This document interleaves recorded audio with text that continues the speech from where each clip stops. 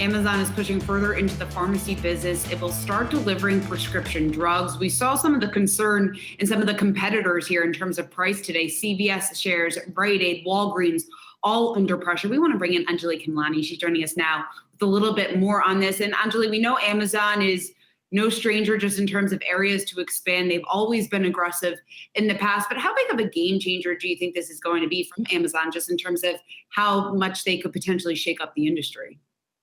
Well, the review is actually mixed right now, Shauna. Based on a number of calls and notes that I've read today, it seems like there's potential there, but it might take some time, is the too long didn't read version.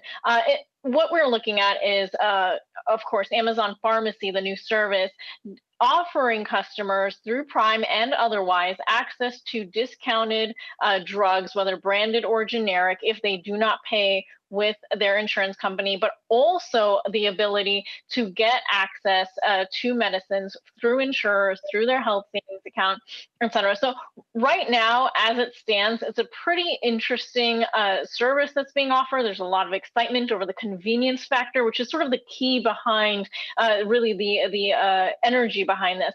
As it relates to CVS, Walgreens, and Rite Aid, many believe that CVS stands apart among those pharmacy retailers in being able to push back a little bit against Amazon because they've diversified so much in the recent past, going on with Aetna, as well as just generally healthcare services that they offer, as well as Walmart for as well, to be able to prove and be some competition in that space. We know that Walmart offered $4 generics and has for the longest time. So put together, it is definitely going to be interesting to see if they can leverage the Prime network. Obviously, that's a key part of this, is being able to use that leverage and then get into greater delivery of the drug products.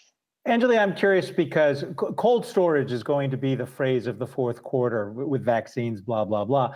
But to do pharmaceutical delivery, you need to have appropriate cold storage in some places. So like CVS, they've got pharmacies every block, essentially, across the country. Is Amazon going to have to make an investment in its warehouses, fulfillment centers in order to do this? Well, right now they're tapping into an existing network. They're actually relying on Cigna, and Cigna's a spinoff with Express Scripts, which is Evernorth, and their drug pricing discounts and the network that they're using there through Inside RX.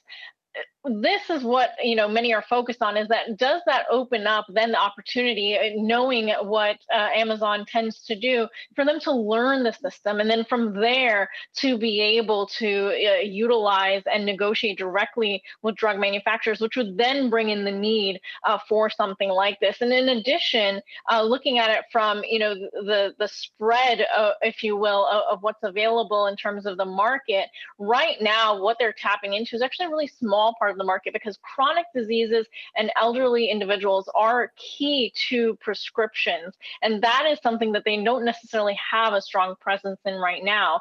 So as it stands right now, not too much competition for PBMs and the like, but the potential is still there, and that's where sort of the energy and enthusiasm is coming from. All right, thanks, Anjali.